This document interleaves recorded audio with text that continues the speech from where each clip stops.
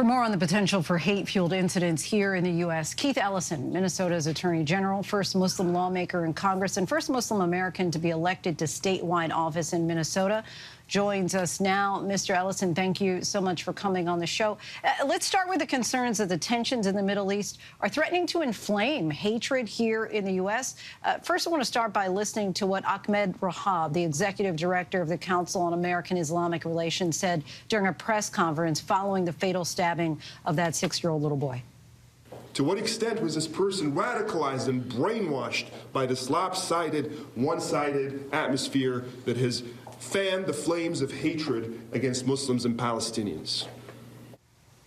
To what extent do you see politicians fanning the flames of anti-Muslim, anti-Palestinian rhetoric?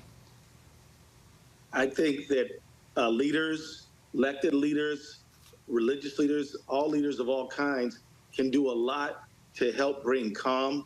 I think inflammatory rhetoric really is not helpful in this situation. And you got to understand that people are listening to you. And therefore, your words should be producing calm. And we are at a heightened risk of attacks on Palestinians, Muslims, but also Jewish Americans, also mosques, synagogues, also churches. We are in a moment when responsible people of all walks of life have got to be sensitive to what some others might hear and therefore act on. The man who stabbed a 5-year-old boy, I guess he had just turned 6, 25 times, according to police reports. It's just horrific. And sadly, irresponsible rhetoric, overblown rhetoric contributes to this kind of horrible situation. There are also politicians who, while not citing violent rhetoric per se, are coming out against assisting Palestinians. Here's what Florida Governor and 2024 hopeful Ron DeSantis had to say. We cannot accept people from Gaza into this country as refugees. I am not going to do that. If you look at how they behave, not all of them are Hamas, but they are all anti-Semitic. None of them believe in Israel's right to exist. None of the Arab states are willing to take, any of them. The Arab states should be taking them if you have refugees. You don't fly people and import them into the United States of America. Your response to that, and do you think that the U.S. should consider taking refugees from Gaza? I think the United States has been a beacon of hope for the world.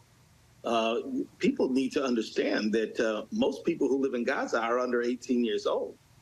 They are children. This is very important for people to understand. The United States cannot close its doors. Now, if you say that the whole world needs to be accommodating to refugees, I say that's true. But the United States is part of that world. And I just cannot stand with the rhetoric that is coming out of the governor's mouth right there. Minnesota Attorney General Keith Ellison, we thank you so much for your time and insight. Thank you.